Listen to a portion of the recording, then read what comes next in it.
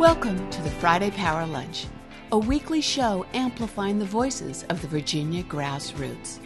Each week, we provide engaging conversations about politics, culture, and women making change. Produced by the unstoppable women of Network Nova, our motto is, when we vote, we win.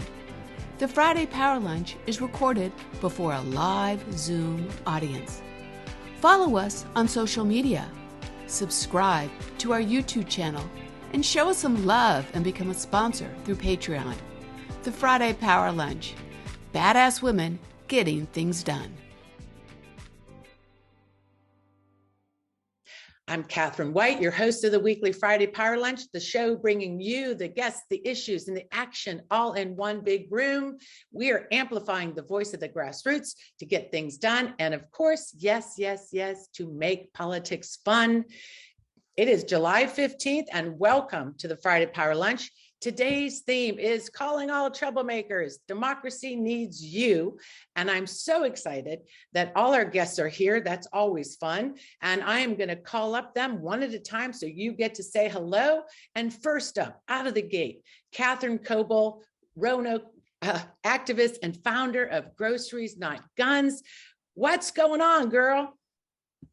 I am wearing my Let This Radicalize You t-shirt, quote from Mariam Kaba. So I am in the mood to talk about all the ways that radicalize you. Now, tell me again, where's the t-shirt? Yeah, tell me, where's the t-shirt from? Mariam Kaba, the prison abolitionist. This is a quote from her. And, after the Roe decision came down, I was like, I got to have that shirt and I got to have it in yellow. I love it. I'm so glad you're coming all the way from Roanoke. We're going to be out that way for the Women's Summit in August. And I'm so glad you'll be speaking at the Women's Summit. We're very excited to talk to you very soon to talk about what you're doing with Groceries Not Guns. So thank you, Catherine, for zooming in today. We're so excited. And next up, Drew AMSTUTZ, Executive Operations Manager, Red, Wine, and Blue, and a great troublemaker. Hi, Heidi. There's actually, I just saw a troublemaker that came on making some trouble popping in. Hey, Drew. How's it going? Good to see you. I'm so excited to be here. It's always fun hanging out with the Network Nova ladies. I know. We had so much fun together when you came to Loudoun to make good trouble with the young folks out there in high school. So how are you? What's going on today? What's on your mind?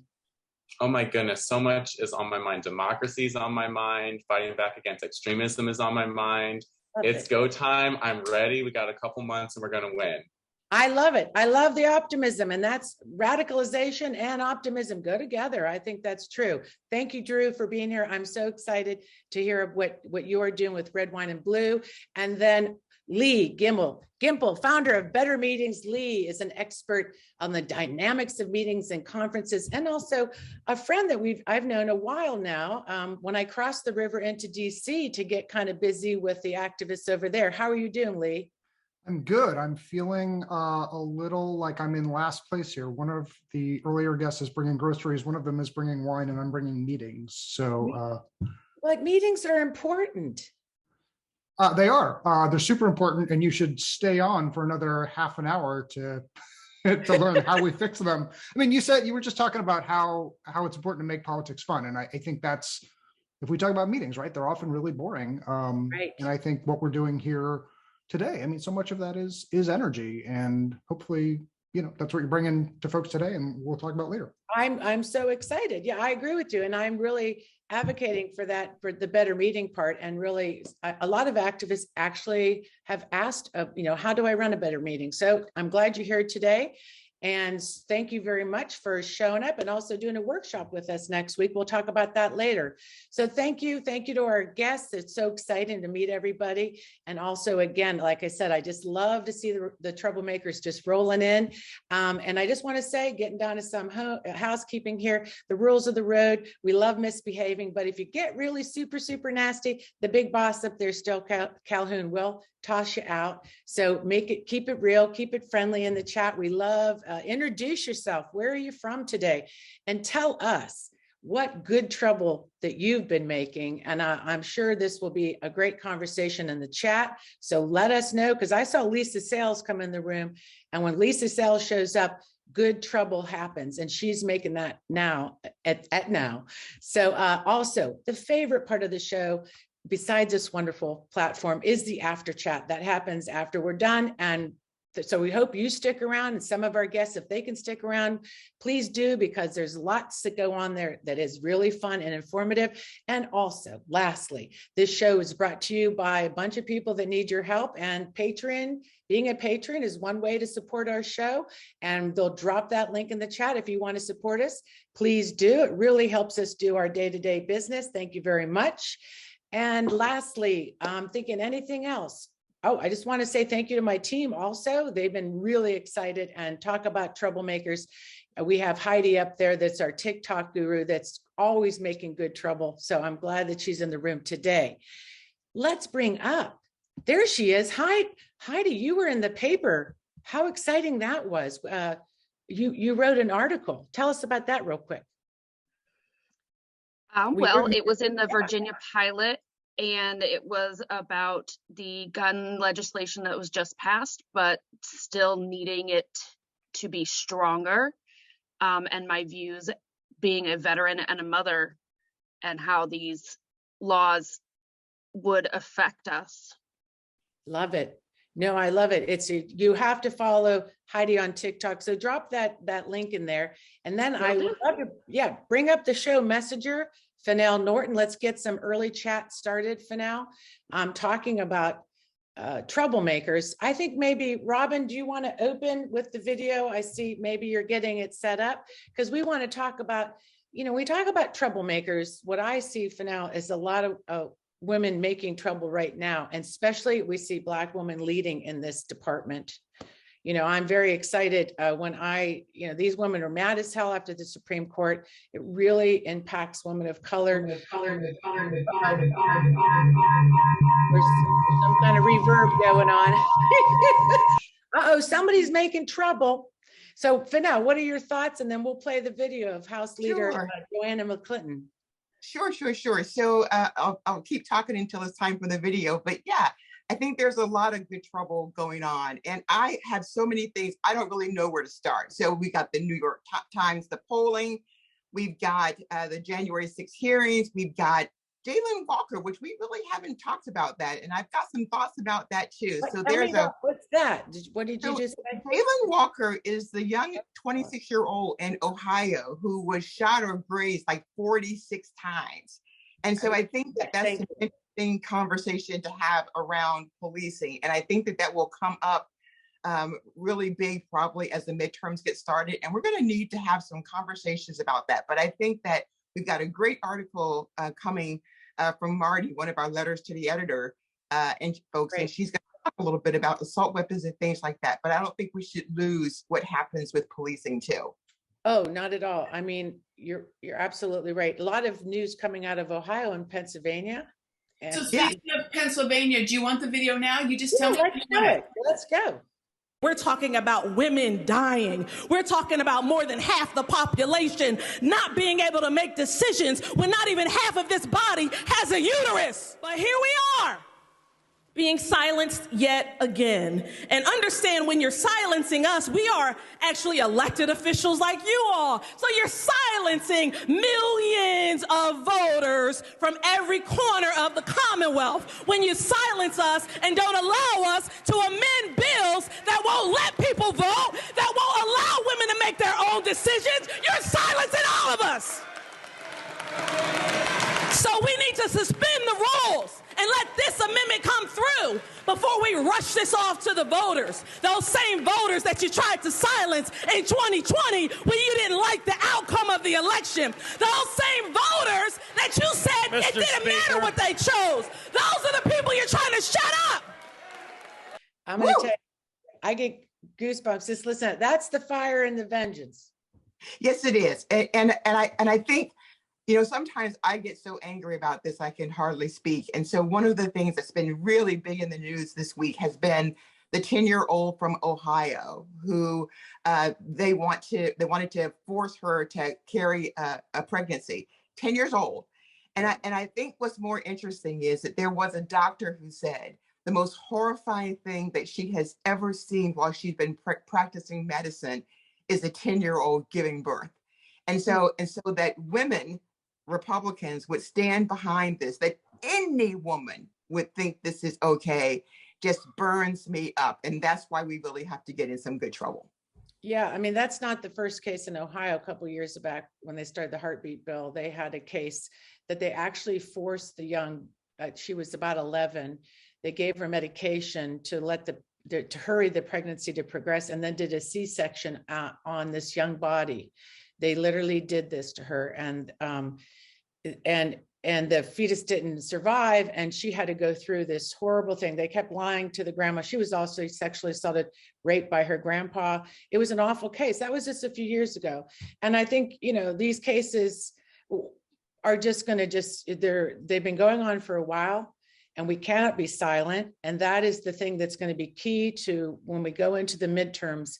And what you said about the New York poll that just came out that they did on, polling how Democrats and Republicans are doing. Democrats right now, we're showing that we have some wind at our back on these issues. And the discussion, I don't know if we can put it in the chat, that actual poll results showed that those guns, abortion, and democracy were really leading amongst our base. And if they could take those off the table and make them sort of go away in the fall, they feel like that this is how they're going to run through Biden's low ratings and try to run with that. So this is why it's so important for us not to be silent, to continue being relentless, because even on Squawk Box today, I was listening to them and they're like, well, like if people forget about this abortion thing in the fall, then maybe Republicans have a chance. And I'm like, who in the hell is going to forget about this? No, I think that it's so important that you bring that up, because I think it's a couple of things. Yes, they do think that we're going to forget, but we know that in France, Macron had very low ratings and he still was able to come through. But I think the critical point here is that Linda Hersham, who, I just love, said that one of the things is that you have to bring up injustice to light. You have to show it. And I think that's what we have to do with these cases. They're hard to talk about, but we must talk about them. So I think that when it comes to J6, we have to talk about that too. And we cannot let anybody forget it. We got to talk about these things every single day. No, I agree with you. And that is actually the way that we need to do this, because this is the chance in the fall with the midterms. And then as we go into 2023, we have to show up and we have to vote and do more than vote it. So I also want, before I leave the room today, take a chance to tell everybody another really important thing about Virginia is that we have to get ready to run and win. And right now, the House of Delegates seats, that's still up in the courts if we're going to run or not. I mean, we don't know. So we need to be prepared. I'm going to drop a link in the chat. We have about 35 seats right now that are empty, not filled by a Democrat. So if you were in Montgomery or Chesapeake, if you were out in New Kent, there's a lot of seats that need somebody to run. This is a great opportunity to get young women into these seats, young activists, young men into these seats. And in some of these places, maybe you're not going to win, but we know that winning means that we're competitive everywhere. So I'm going to drop that link in. And I want, when we go to the after chat, if you, I really want to talk about how we recruit and get people in those seats. And I'm just going to say, we need to do that. The earlier that we really run hard, it shows that we are ready to win. So I just wanted to use that pitch. So thank you for now. I'm excited by your interview with Drew, and let's get on to our first guest. If you want to talk about, let's get Catherine KOEBEL up. She is the founder of Groceries Not Guns, and let's radicalize you. You're already radicalized. Let's talk about your story first, because when we chatted and reading your story in Vanity Fair about this young mom that got activist. It was actually in Vogue. I'm just gonna Oh yeah, sorry. Why did I look? No, yeah, wasn't Vanity Fair? Maybe I'm wrong. So in Vogue. Yeah. But the question was about this young mom that got active around gun violence. Why don't you let's start with your story. familiarize how you got in passion and really radicalized around this issue? So it was really, in a way, slowly and then all at once. So when I was in middle school, my uncle died by gun suicide, and I didn't know that at the time, but I did know that. I mean, I knew that he had died, and I knew that it was by suicide, and I just saw the impacts for decades on my cousin, who was a young tween, a tween, young teen at the time, and my aunt for even till now, still being impacted. And so then when I was 18 years old, one of my soccer teammates, her dad shot and killed her mom in front of the family. And we were my entire family played soccer. Every one of my brothers played soccer with one of her brothers. So, this was a whole community impact. And but then in 2007, the all at once happened. So my dad taught at Virginia Tech, and that's why I live out this way in great part. And his classroom was one of the classrooms attacked, but my dad was not in the classroom at the time. He was the next professor coming in. So the attack happened at 9, and he was the 10 o'clock professor. But yeah, at Virginia Tech. So having all these, I'd always thought that, if you don't keep a gun in the house, if you're not really gun people, you can kind of opt out of this. And that was sort of my introduction to the fact that I really, that maybe people around me would be impacted, my family wouldn't be directly impacted, but that I was wrong. And that this issue comes for everyone, and it's unavoidable in America. So. No, I mean, you're quoted in there when after the Virginia Tech shooting, I was reading an article, you asked the questions, how do you grieve a mass murder? How does a small town like Blacksburg survive it? And then you became obsessed with these questions, and you really decided then to get into action. You wanted to say, you wanted every detail investigated, everything fixed. And so after all this really firsthand experience with gun violence, and then you make this step to this activism. Tell us about that journey. So I was lucky in that my husband's job had basically brought us back to Virginia, and we specifically orchestrated that. We wanted to be closer to family, but we had relocated back from St. Louis and the middle of the country to Richmond. And so I was able to meet up with some really amazing folks who were getting active themselves. Who were Lori Haas and Andy Goddard, who were two folks who were the parents of surviving students who had been shot but survived. And so Lori Haas has taught me a ton over the years. But, it was just a lot of on the ground training, just going to all these meetings, all these hearings in Richmond. It was an amazing experience to just be able to bop over from, I was working at VCU at the time, to the Capitol, and to just see all these hearings happening. And how few people were in the room, and how few people were pushing back, and the absolute, the very clear thing for the first couple of years I was in this is that the meanest people in the room were absolutely winning. The meanest, ugliest, nastiest folks were winning every single vote, and it just it turned my stomach, and it made me angry. Well, let's talk about that, because what was really so. I have to say, after I talked to you, I felt so empowered. I felt like your story and how you just take no prisoners in activism. And so talking about the mean face, one thing you said to me is Senator Edwards at the time out there, and I think you started with Eric Cantor. If everybody remembers in the room, Eric Cantor, yes, was a congressman over there, that they saw your mean face coming, and that just sort of would curdle them, and they would run back on the bus or just get away from you. So I think that was actually. Let's talk about that mean face. So the mean face. So at first I'm not very great at hiding my emotions. So it just naturally comes out. So that's just a natural gift that I have. But one thing that I learned really quickly in Richmond was that first you fight Democrats, and then you fight for Democrats. Because what I saw at first was that we weren't winning votes because we were not getting even Democrats supporting us. Right. And I saw how these Democrats were afraid. These Democratic politicians were afraid of the other side. And I was like, well, if fear is what it takes, by God, I will strike fear into you. Like, I just gave up trying to be nice because I was like, it wasn't working. So, you know, in some ways I'm a very practical person. And I just had to say, like, hey, look, these guys who scare you are winning your vote. So you know what, if I need to scare you to get your vote, fine. Like, that's what I'll do. And like, if I just need to irritate you and just make you fear every time I show up, fine. And so first we did that with Democrats, with Senator Edwards. You know, he's the senator from Roanoke, and now we're great friends.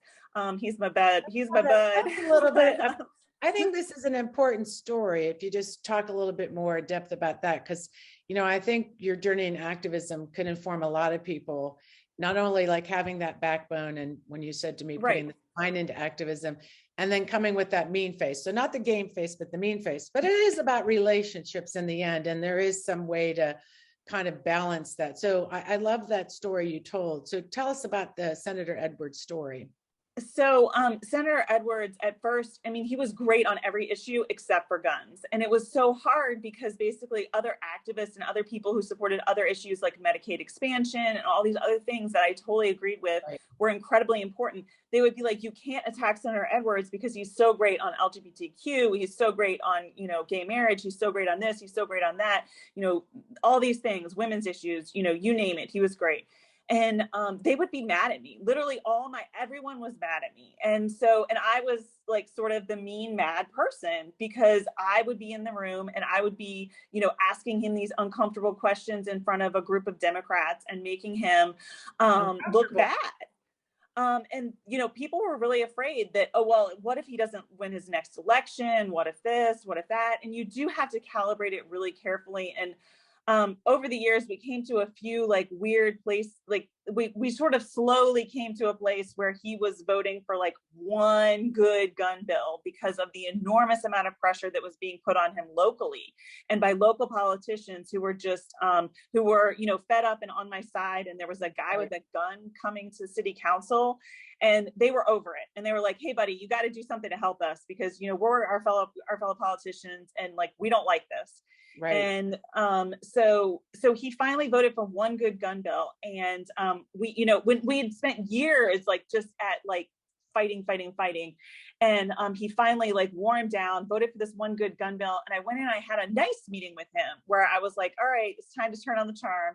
And I said to him, you know, Senator Edwards, over the years, you told me all these stories about you as a prosecutor and how you used to, you know, you would tell witnesses, like, you have to be like, you can't decide like, I'm going to work with the prosecution, but also I'm going to stay friends with my buddies that I'm actually an informant on. Like, you got to choose sides. Like, you're going to end up dead if you do that. Like, either let us protect you, choose our side, or don't testify. Like, those are your options. Right. And he told me about a guy who actually ended up killed, you know, he was shot and killed because he wouldn't choose sides. And so I went into Senator Edwards and I was like, oh, you remember that story, blah, blah. And I was like, buddy, right now, you are no longer friends with them, but you ain't friends with me yet. And he was like, oh my. No, so he was like, you remember my stories? And I was like, oh yeah, I do. So, and then he started voting with us on everything. So he just, I mean, it was just like this click over moment where he was like, all right, you know what? I'm not going to get shot like that guy. Yeah. And I'm sure that, you know, after, because, you know, in those years, I think this issue, people did evolve on it. And I think, and I think, oh yeah. And then when the Democrats got the majority, there was some movement around that. Maybe not enough for some people, but, you know, definitely a start. Right. I mean, we took everything we could get. And the one thing I will say, you know, the first you fight Democrats, which was the part of like fighting Senator Edwards and making him uncomfortable everywhere he showed up with Democrats and protesting him and doing all this stuff that like made me kind of like an enemy, a lot of like enemies locally. I will say that those people have all gotten over it. like that on the other side, like when you're in it, it feels horrible, but on the other side, they get over it. So, you know, you fight the Democrats. And then once you've inserted the spines, you fight for Democrats. And so one of the things that I love about being out here is how you can really surprise and shock like a politician who feels like they should be at home out here, like somebody who feels like there shouldn't be anybody with my values who lives in Southwestern Virginia. And so I would actually go bird dog when Gillespie was running against Northam. Right. I would go follow his bus, and I would drive like 30, 40 minutes, like really far out, like not just, oh, hey, you're in Roanoke, you're in the one blue dot, but like I would drive out. And if I showed up at his bus event, he would literally give his little speech, ask, like, talk to no one, take no questions, and get back on the bus, because I saw that mean face so hard, right? And he would run away. And so I was like, this is spectacularly effective, because he's not able to like have these like, like long conversations and get people, like the people on his side. I was disrupting his his ability to connect with them. Because he was afraid to answer questions about abortion, to answer questions about, are you going to defund Planned Parenthood, to answer questions about gun laws. And I really think that if we had been able, like one of the ways that Glenn Youngkin happened was that nobody was able to go out and bird dog him. I wasn't able to go out and bird dog him. We were all still stuck in COVID land, and nobody could ask him a tough question or make him look bad. And he did that purposely too. I mean, we know that he did a lot of that just to stay out of the press and not get any of that. That was a strategy, and I love it. I think these are great things to learn, and I want to make sure we have a little time. Because your work has come, let me just mention this, your work has come with threats and challenges. I mean, it is dangerous work. And I know that your house, they have taken pictures of your house or your kids. And this happens when you deal with anybody in Moms Demand Action. It is scary. These people are nasty. And I will say that Moms Demand Action does not claim me, and I don't claim them. It's okay. I'm just saying that I'm a little too radical too for them. Yeah. I mean, I love that. It's okay. We don't have to. Yeah. It's okay, because I think everybody has their place. But I think we're troublemakers, and people in this room, I think everybody has their role. And so you almost have to have the bad cop, good cop. And that's how it really works. So I know that a lot of people may have heard about what you founded, Guns Not Groceries. Let's talk about that. Groceries Not Guns. Oh, sorry. What did I say backwards? You inverted it. Sorry. Yes. Groceries Not Guns. And so tell us, you founded this. Tell us about this. I know you just had the event recently in Roanoke. Yeah.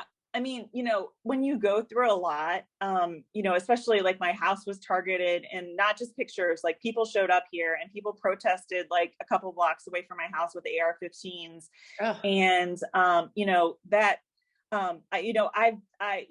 actually radicalized me even further. And, so my protest has gotten more radical in that, like, I do it in a very specific, way, but I will use pictures of victims of gun violence, very graphic pictures, to target gun industry lobbyists and the gun industry people at their homes. Because I'm like, hey, if I had to deal with AR-15s outside my home, you're going to have to deal with a picture of what it looks like when gun violence happens outside of your home. And hey, it's just a picture. I hate guns, so I'm not going to show up with one. And that kind of direct activism, I think, has a really important place, but it can take a toll. So I love like making gun industry lobbyists feel uncomfortable, but it takes a lot of emotional energy out of you. And one of the things about Groceries Not Guns is that it is such a bring people together thing. Like my event, it's a gun buyback. And this was not legal in Virginia until 2020. The gun laws that were passed actually made my program legal. And the way it works is that we exchange grocery gift cards in exchange for guns. And we just tell folks, hey, we don't care. Like, if you still have guns at home, it's not a big deal to us. Have a free gun lock. Like, we don't take a position. We do tell you, hey, these are the risks.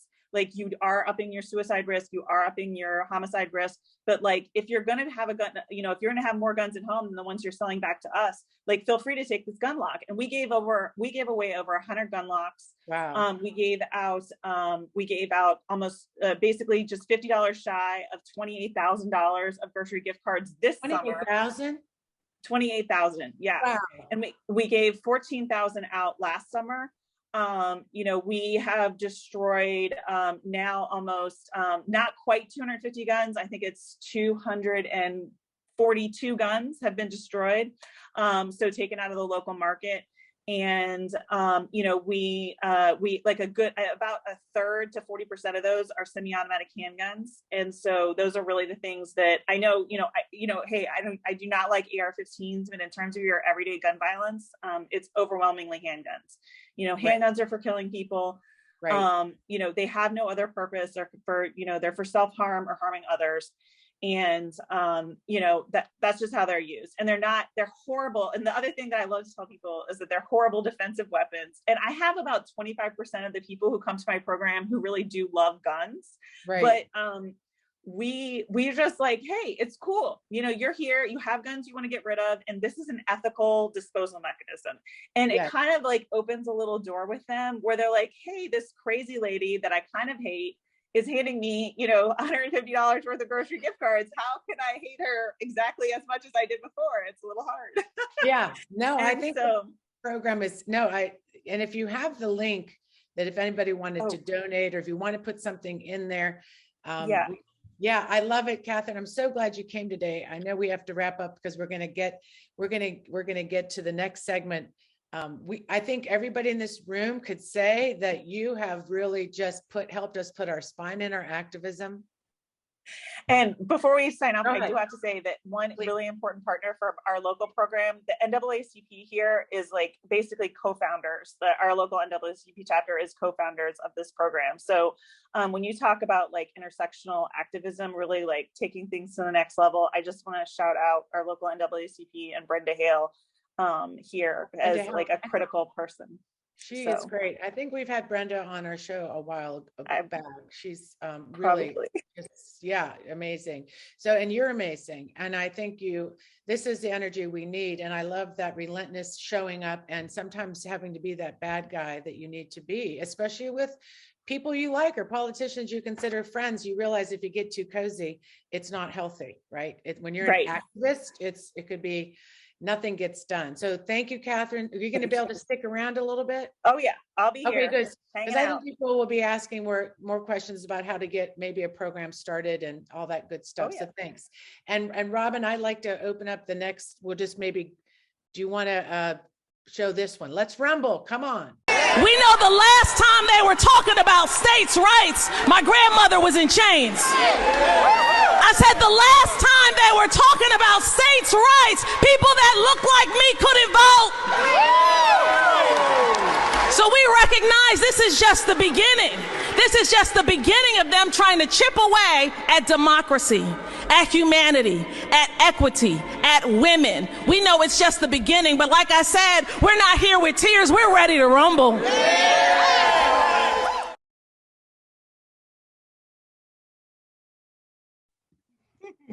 Well, I got to tell you, this is awesome. And I'm so happy to just hear other people understand how serious this is. Because I do hear people talk sometimes and they'll think that the issue is just one thing, but it is a whole lot of issues that pop into this whole issue around Roe. And so I'm glad to see her really talk about in a powerful way how big this really is.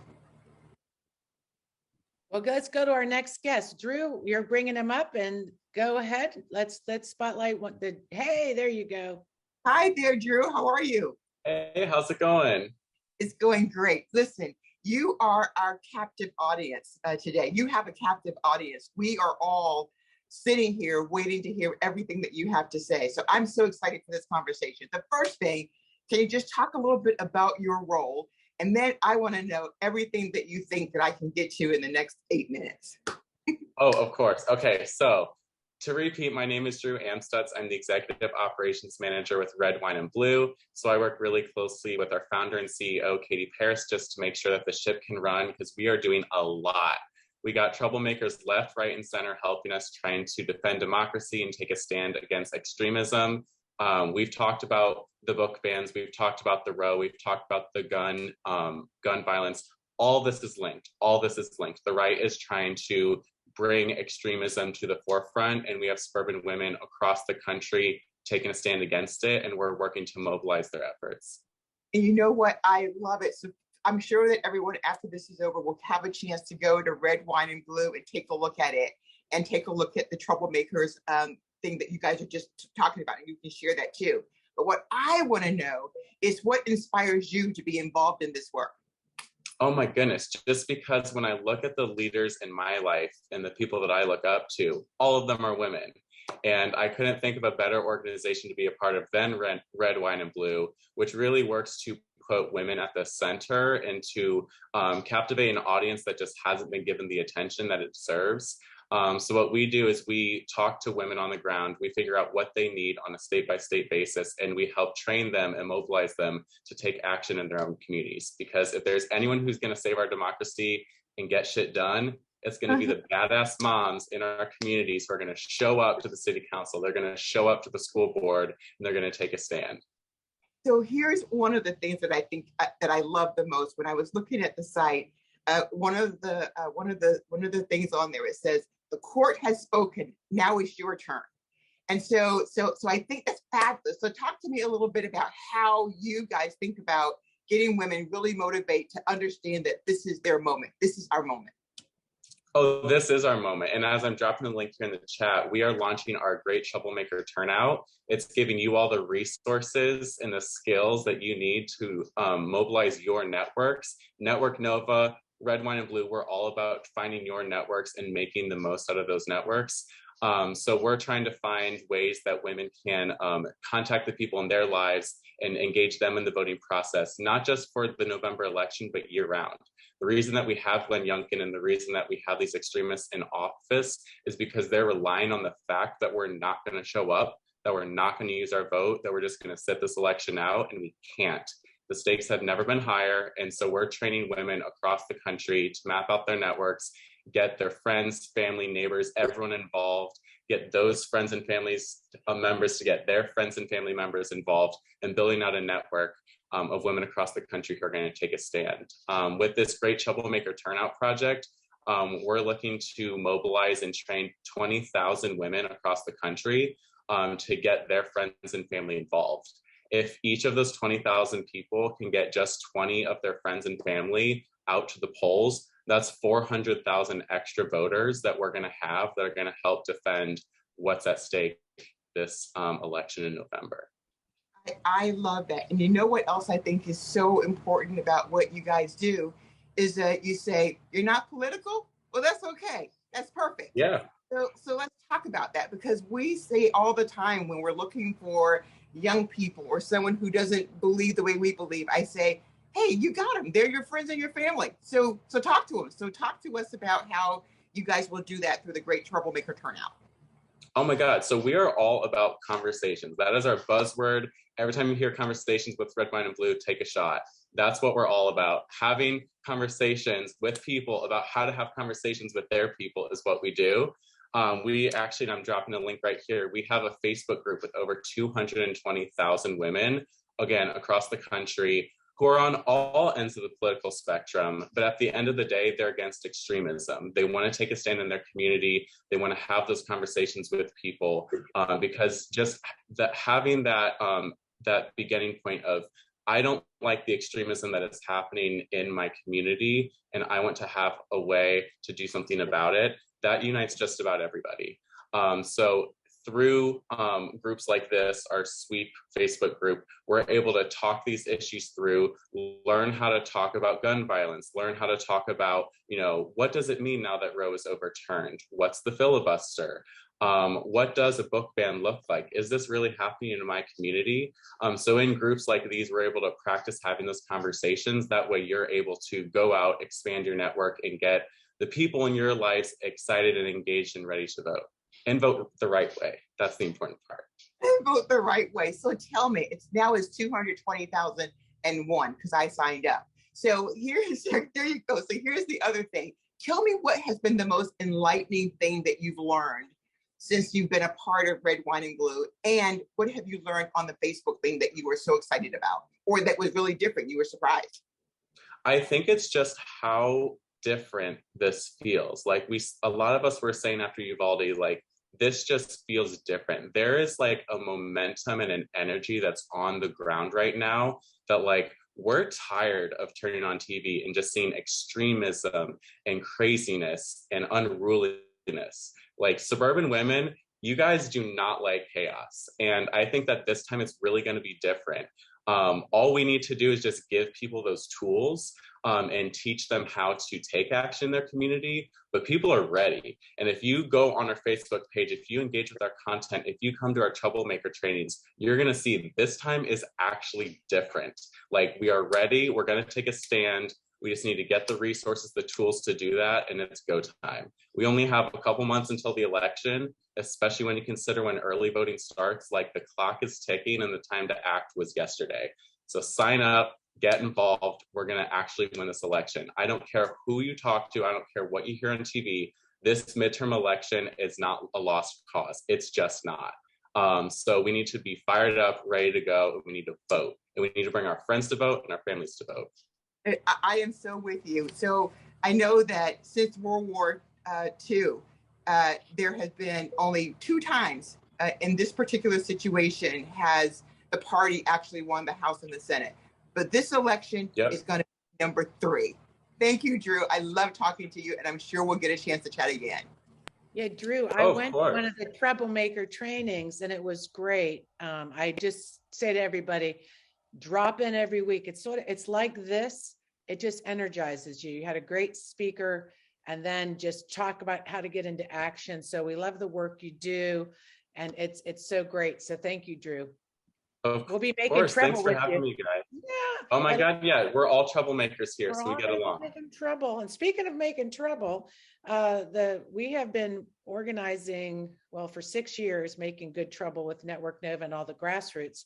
And we have the Women's Summit every year. And this year, we've already kicked off our Nova stop, and it was very successful. And then we also, for those in the room that are new and maybe haven't heard of the Women's Summit, this is a great event. It's a galvanizing event to bring everybody together, all that energy into one place. And then because of COVID, we went a little bit online too. So now we have hybrid events. And so we've already started and kicked off our workshops in that community, and that they have been great. And then we are also getting geared up because our next stop on the Women's Summit train is going to be in the Rural Valley. And that is going to be on August 12th and 13th. And we're going to put that links in the chat because we have a room block at the Blackburn Conference Center. And we want to make sure you get a room if you're coming. And today is I think the last day that our room block is going to be active. So what's fun about, we're going to be at the rural community. We're going to be out in Waynesboro, Stanton, and then we're going to be down in Nelly's Ford by Wintergreen. And we will be on Friday night in Waynesboro at the Basic Beer Brewery. And then on Saturday from 11 to 4, we're going to be out in this beautiful Bold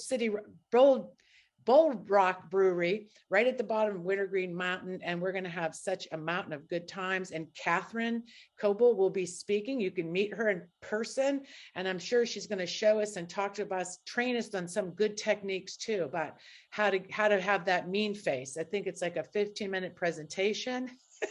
It's like, so yeah, we're really excited about that. And of course, even today, Lee, that's going to be our next guest, is going to be doing a workshop next Saturday. So there's still time to get a ticket. There is no reason why not to join, because the best part about this year's summit is that we started a community in a platform that's called the All In Community. So once you get a ticket, you get all into that community. That's already kicked off, and it's been super exciting. There's a lot of people that have joined. And so if you have a ticket and you haven't joined, make sure that you don't get thrown off, because when you do click in, it asks you for credit card information. You will not be charged. It's just sort of part of the system we're using. You can opt out, next June 2023 and not pay next year, but it's free this year. So that's about it. And of course, we'll be in Tidewater in September. So I just wanted to give a little station break to make sure that we are connecting everybody into activism, and all the troublemakers, please get involved, get a ticket to the summit. It's awesome. All right. So I would love to bring up, well, let's see, do we have one more video? One more video, and then we're going to troublemaker. One more troublemaker, and then we'll get to the troublemaker Lee GIMPEL. I don't need a single person in this room to tell me what to do with my body. I don't. And it is almost 11 o'clock at night on a budget that's past due, where yesterday rape kit tracking was voted down. We're requiring consent for pelvic, rectal, and prostate exams under anesthesia was voted down. And now tonight you want to tell Pennsylvania, now your rights to abortion don't exist. This is a disgrace. And it is a ban on abortion. It is attacking women's freedom, women's reproductive rights. And if that's what you want to celebrate and take pictures of and stand in the bro corner together, do your thing. But I will tell you that women and their allies will not stand for this. It is a ban on our rights. It is a ban on our rights to protect and control our own bodies. So you're saying if you're raped as a kid and are impregnated, you have no right. There's no rights there. Women have the right to make the decision for themselves. We don't need anyone's help other than with a medical professional side by side throughout that decision-making process, not the General Assembly. So the fact that it's almost 11 o'clock and this is what we're doing. I hope you think people in Pennsylvania are tucked away sleeping right now. They will be aware of what is happening on this Senate floor.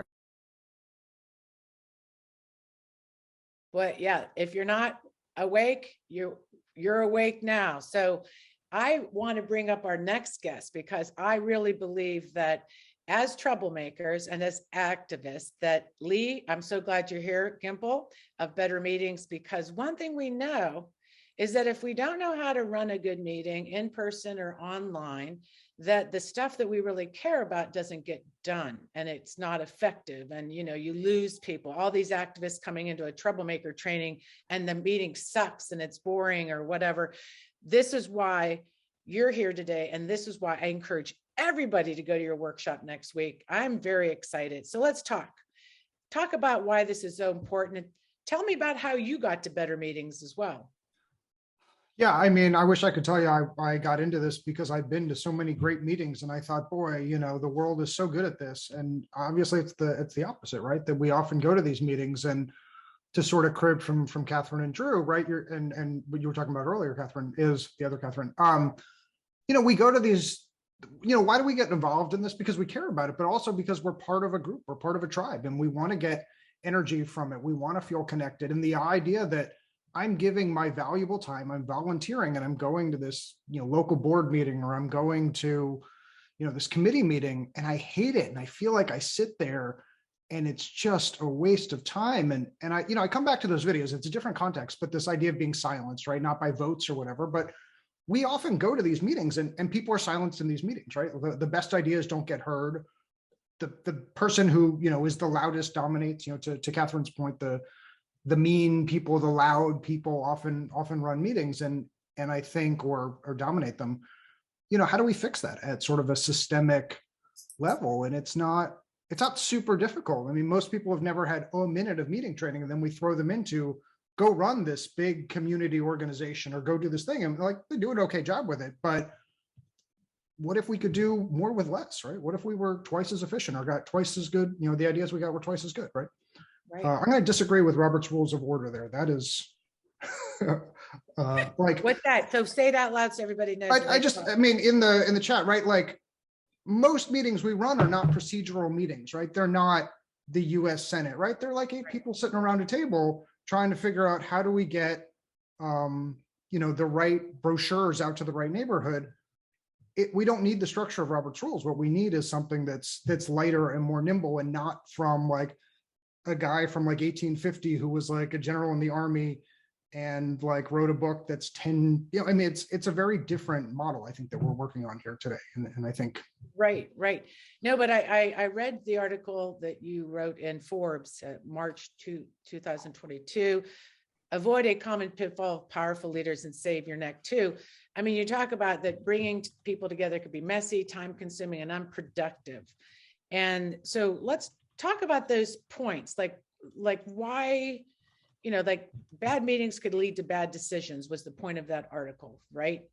And I think as leaders and you're running these groups that how you pull this meeting together is what the outcome is. So take us through some of those points of how to improve it, how to avoid some of these pitfalls. Give us some of the inside scoop on this. Yeah. I mean, so first of all, I would come back to most of us have never been taught how to do a meeting. We sort of replicate whatever we've seen go before us, and whoever did that replicated what went before us. To go back to like the 1950s. And I think a lot of the meetings that we have today just reinforce the kind of the systemic issues with how people come together. And we say we want to be collaborative, and then someone stands in front of the room for 45 minutes.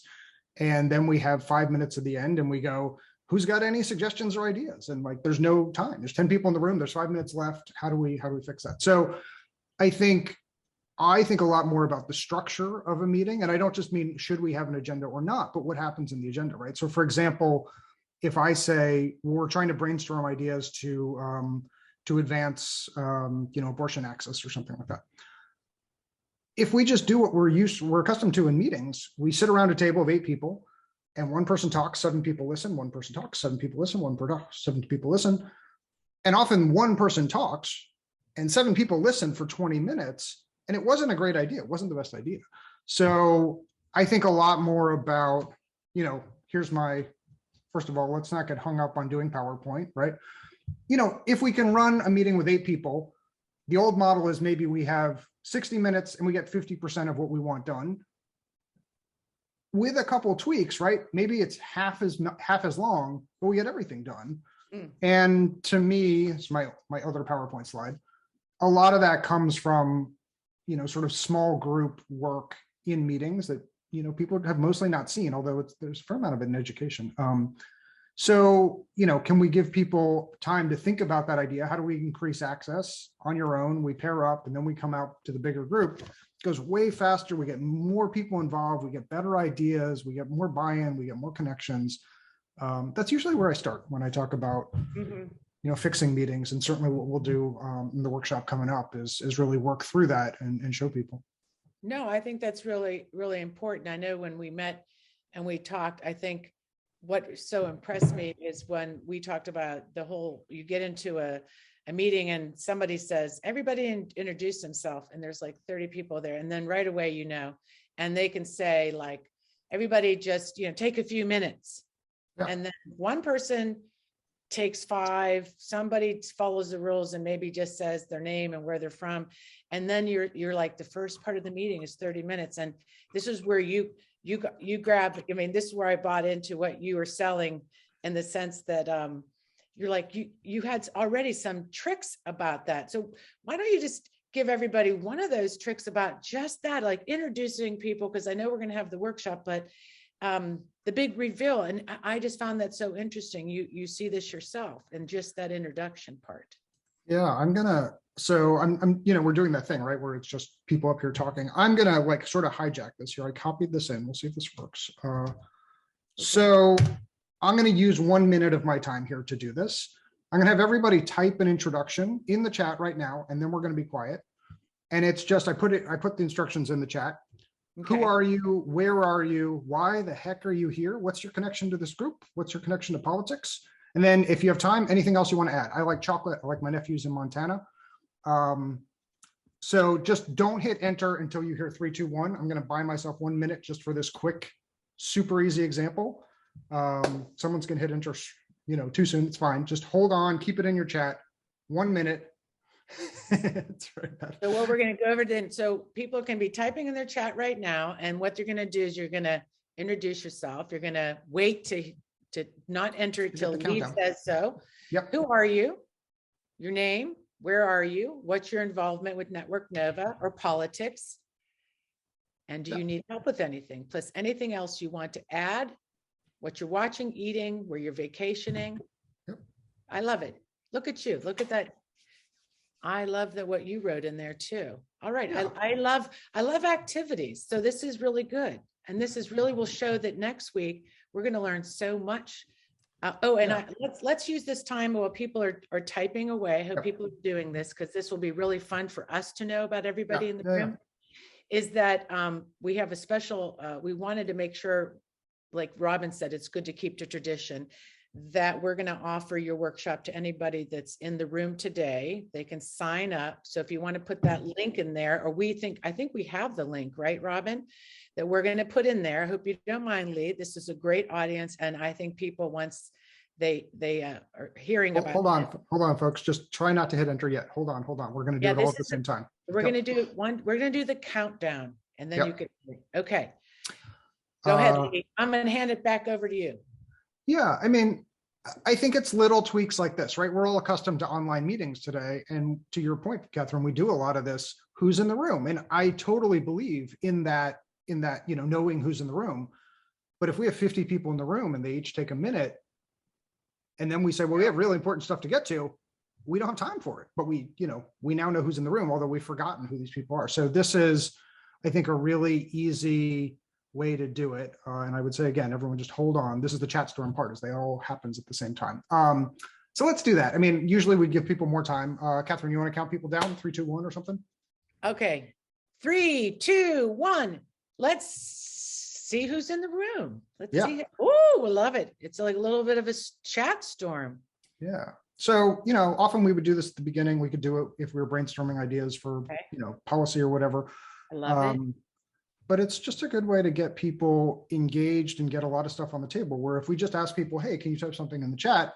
That moment goes by really quickly. But if we say, hold on to it. And then we have it, it's all right here. You can refer to it later. And then we go into like the after chat. You'd be like, oh my gosh, Dorothy, I really want to connect to you about this thing. I know an Eldenforsching. I don't know if it's related. So yeah, I mean, it's just a tweak. I think the idea that we're going to make people into radically different leaders or radically different facilitators or whoever in front of the room, it's hard, but can we change the format of those meetings and just give people some more tools? That I think is very easy and very valuable. No, I think, the biggest complaint, and and that's why I really was searching out for somebody like you, with people were going to meetings and there was a lot of complaints, and then people don't show up, and then we really can't get our work done. And the point is to get to the thing we're trying to solve.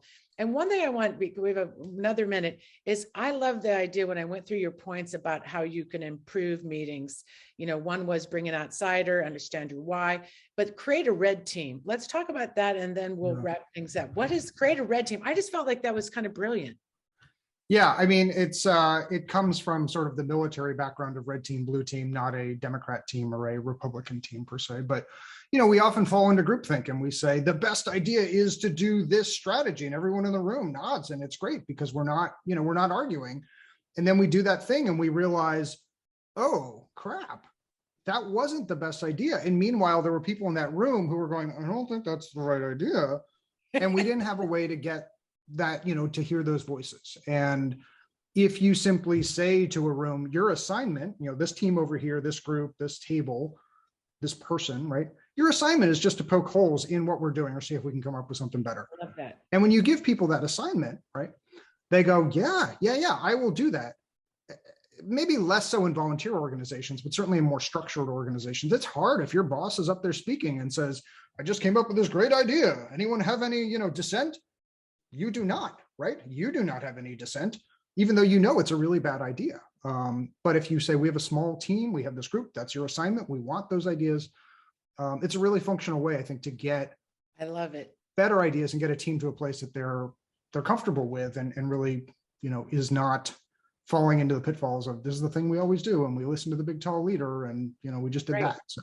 No, I think that's really, really super empowering because I definitely, I know we've all sat there in a meeting and we're like, okay, some of us will speak up, but it's really hard. And as soon as you speak up, everybody's like, I'm so glad you spoke up. But those are just really simple tips. And I think now that we're on Zoom and we don't want to sit in these forever and everybody's going to them, having a better online and in-person, better collaboration means better outcomes. So Lee, we're really excited that you'll be doing the workshop next week, next Saturday at 9 a.m. You all want to come, and people in this room, part of the Friday Power Lunch people will can sign up. So that's awesome.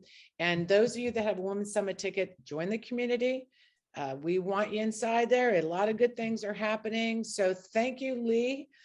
And let's go to wrap up because, it's that time again. It's almost 1 o'clock And I want to make sure that everybody knows that I hope you all had a great time meeting all the great troublemakers. And today's Power Lunch will be sent to you in a recap. There's a lot of work that goes into it. Robin and Stair work really hard on that. And what's great about it is these links and all this information stays in a Google Doc. And you can always go back from 6 months ago to go look for links that you said, that was a great guest. So the recap is really cool. And also remember, if you like what you heard today, support us, become a patron. It really does help us do our show, pay for our platform and all these great ideas. And we really appreciate it. And follow us on all the social media channels. That really helps get the word out to everybody.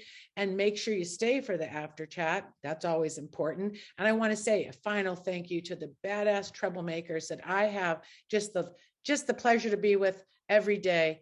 Robin Warner, Show Wizard, Stair Calhoun, Ambassador Buzz, Fennell Norton, Show Messenger, Heidi Dragneff, Social Media Diva and Ace Troublemaker. And also every week, it's great that Laura Martinez is our Zoom crew. She does a great job.